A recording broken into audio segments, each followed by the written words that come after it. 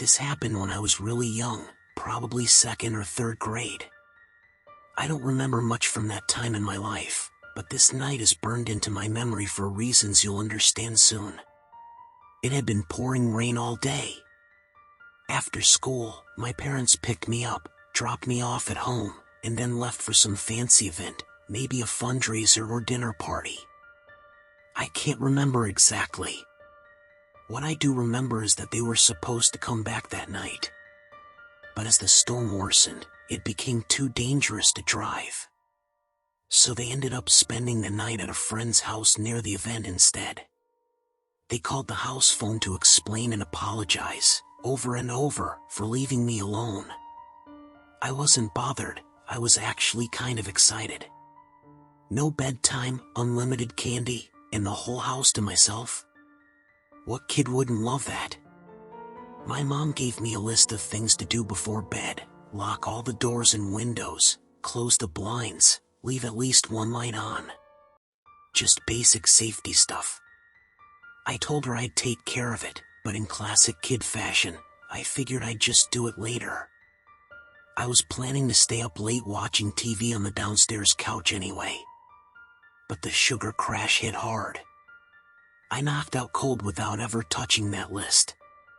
When I woke up hours later, the TV had gone into sleep mode. It was noticeably colder, like the kind of cold that makes your teeth chatter. Not just the usual nighttime chill. Even as a kid, I could tell something was off. I dragged myself off the couch, remembering the list I'd ignored. I didn't want to get in trouble, especially after my parents had trusted me to stay home alone. So I walked around the house locking doors, closing blinds, checking windows. Everything was sealed tight. Which confused me, because the cold didn't make sense anymore. I even touched a few window panes to see if one was cracked open, but nope, everything was shut. I figured maybe the storm had knocked out the heater or something and didn't think much more about it. I was too tired to care, honestly. I went upstairs, ready to climb into bed and knock out again. But once I got to my room, I realized just how insane the storm had gotten.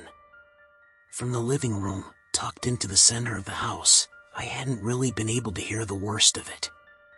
But my bedroom had a big external window.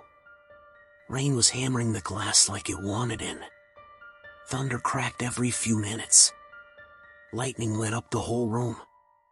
I wasn't scared, at least not of the storm. But I was wide awake. Then I started noticing sounds that had nothing to do with rain. These odd creaks, like wood bending or footsteps. Thing is, the floor was carpeted. Nothing in my room should have been making those noises. At first, I told myself it was a tree moving outside or maybe the house settling. But even then, something felt wrong. It was a totally different sound than anything I'd heard before. I sat up, looking around the room in the brief flashes of lightning. Everything looked normal, until my eyes drifted to the closet. The room went dark again. I stared at the closet, waiting for the next lightning flash. When it came, I saw it. The door was open. Just slightly. But it had been closed before. I was 100% sure of it. Something had opened it. Something was in my room. I didn't scream. I didn't speak. I didn't even think. I just got out of bed as quietly as possible and walked to my door. That short walk felt like a journey through hell. My heart was pounding. My legs were jelly. I made it to the hallway and bolted down the stairs. I crawled under the dining room table and stayed there, crying softly, praying whatever was in my room wouldn't follow me. But it did. I heard footsteps coming down the stairs, not walking, but stumbling. Like something was hopping down each step, erratic and off balance. They were getting closer. I stopped breathing as I saw them. 2 bare feet stepped into view. The legs were filthy, soaked, and yellow tinted.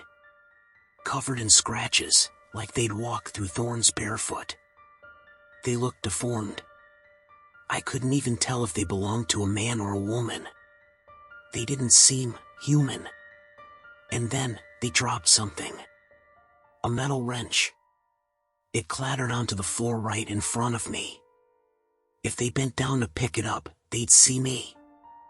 I was dead silent, my eyes wide, my whole body frozen. But the figure didn't bend down. They just stood there, swaying slightly. The silence was unbearable. Eventually, the legs walked away, the erratic footsteps echoing as they wandered around the house. Then, finally, the front door opened. And shut. They were gone. I stayed under the table for what felt like hours. Too scared to move. Too shaken to cry anymore. I picked up the wrench. Locked the door. Tiptoed back upstairs, got into bed, and somehow fell asleep. I never told my parents, not right away. I was scared they'd be angry. I was ashamed that I hadn't done what they asked, that I'd left the doors unlocked. It wasn't until years later that I told them. They didn't believe me at first. But I know what I saw. And I never forgot the cold. Or those legs. Or the wrench. That night haunted the rest of my childhood. I slept with a nightlight for years. I developed a deep fear of the dark that stayed with me well into my teens. I still have trouble explaining what happened that night. But I learned one thing the hard way. Lock your doors.